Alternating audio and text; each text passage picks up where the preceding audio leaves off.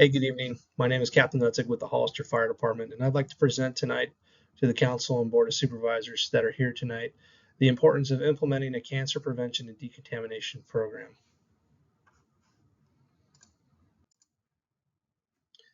Why do we need such a program?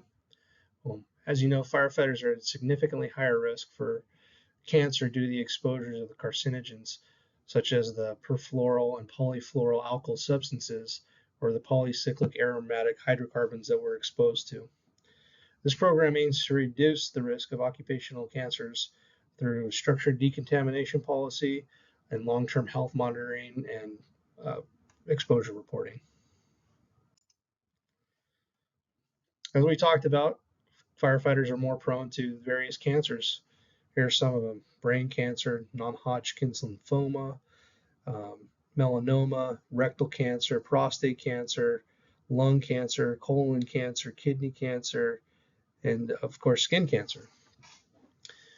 Since the 80s, SCBAs have become a thing in the fire service that now we wear. It's a policy in the Hollister Fire Department that you will not breathe smoke. So how are firefighters still getting cancer? Well, the biggest parts are still going to be from inhalation and absorption through the skin. During overhaul, when we're not wearing our SCBAs when the fire has been put out, or through our turnouts. We'll talk about those a little bit later. So the program components are going to be having a standard operating guideline for decontamination at the scene when we finish fighting fire. And it's also going to continue back to the station where we're going to wash our turnouts, but we also need to take care of the firefighters. It's been shown that fire departments that have infrared saunas that they allow their firefighters to, after a fire, go inside, get hot again, and sweat out the toxins that their skin has just absorbed. And then taking a shower has proven that they're getting rid of many of the toxins and heavy metals that their bodies absorbed from absorption through the smoke being in contact with their skin. And then we're also going to do some health monitoring. We're going to bolster up our health and wellness program, which I'll talk about a little bit later.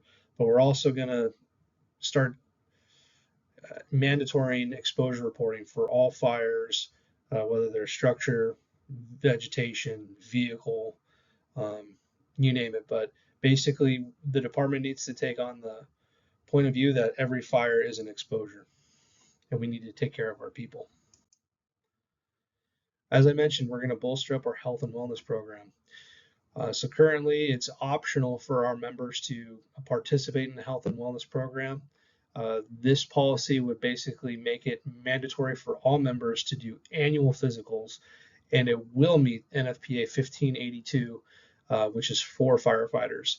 On top of that, we're going to include cancer screening. So they're not just going to do the standard blood work, but they're going to look for some of those markers that indicate cancer. They're going to do skin examinations, looking for those skin cancers.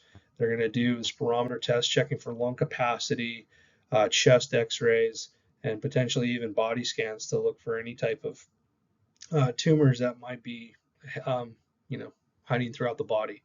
So we need to take care of our people, and making this mandatory is only going to help them in the long run.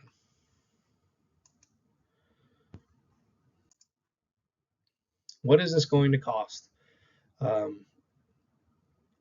It's a question that can be boiled down into nickels and dimes, but what price can you put on the health and wellness of your firefighters, council members, supervisors?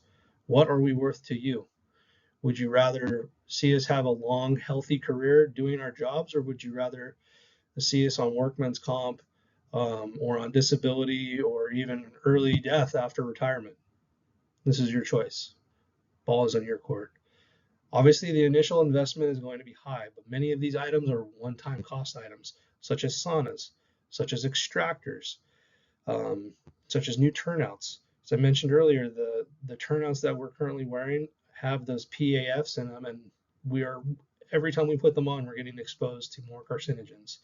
So those are one-time cost items that I feel that I recommend the city take part of.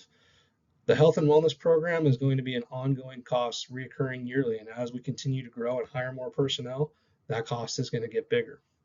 But as I mentioned, the long-term benefits of this are going to be reduced medical costs, fewer workman's comp claims, longer firefighter careers, healthier firefighters. I think it's a easy decision.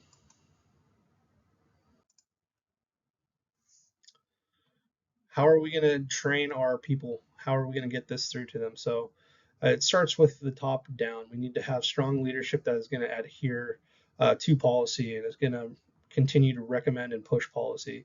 So having this mandatory decontamination training for all, having our battalion chiefs ensure that their captains are doing it and pushing that down through the chain of command.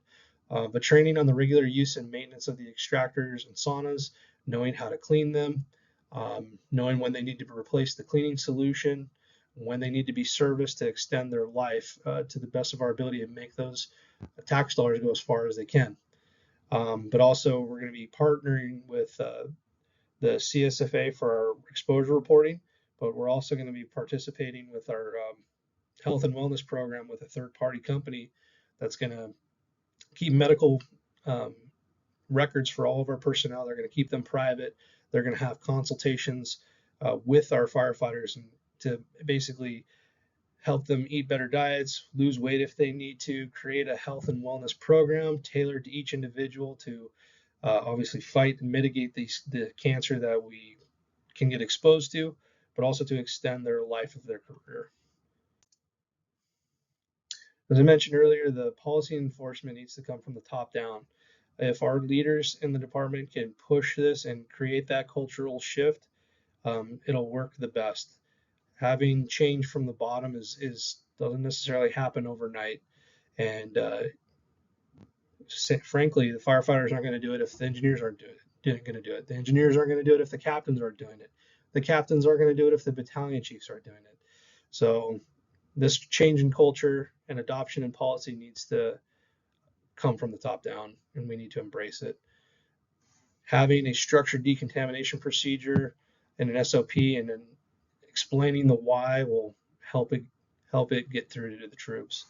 And then not just with the CSFA for doing our exposure tracking, but also participating and adding the additional feature in our fire reports for fire casualties, for fire exposures, smoke inhalation, anybody that was transported to the hospital due to some injury on the fire. We're going to do better documentation of these types of exposures. How are we going to evaluate our program? And it's going to be a combination of qualitative and quantitative. So the quantitative data is going to be seen basically tracking throughout the firefighter's career. We're not going to have, I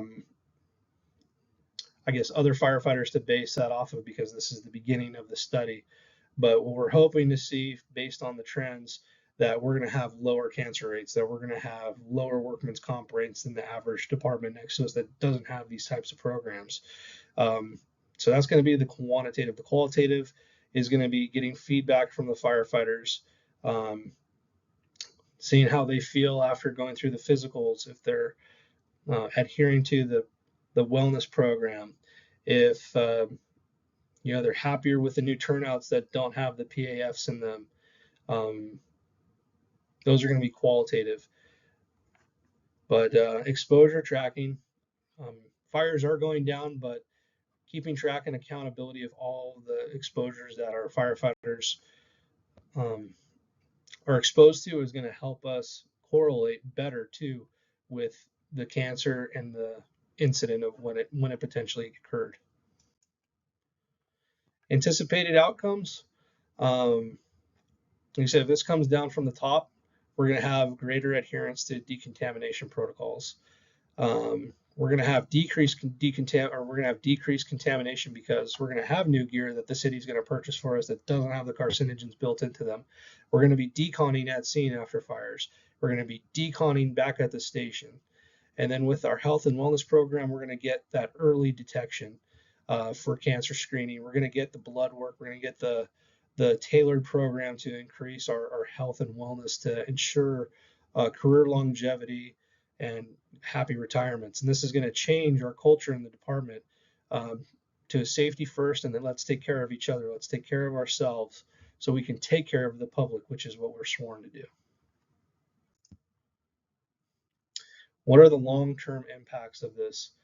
So the periodic health screening for participating firefighters, as I mentioned, this is going to be mandatory, but we're going to be tracking department-wide cancer incidents and trends. We're going to be comparing ourselves to other departments that don't have this, so we can look at what the differences that we're doing. Are they making a difference, right? Does it help that we have clean gear? Does it help that we're doing these decontamination policies? And we're going to adjust them based on the policies and the data that's collected. So the key takeaways for this is, like I mentioned at the beginning of the presentation, council members, supervisors, what do you value your firefighters' lives at? You know that we face significant risk, cancer, through the various exposures, whether it's through smoke, whether it's through hazardous materials, whether it's through other chemical releases, or whether it's just wiring our turnouts. A structured decontamination program is crucial for our long-term health. You'll see the benefits of this are decreased workers' comp claims, decreased disability, healthier, happier firefighters that are able to do the job longer, be able to serve the public longer. Your financial investments will lead to improved firefighter safety.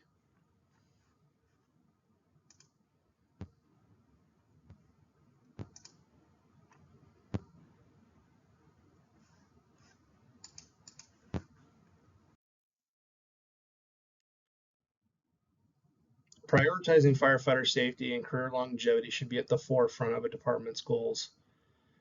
As you know, the city's infrastructure and the pieces of equipment that the city owns are nothing compared to its people.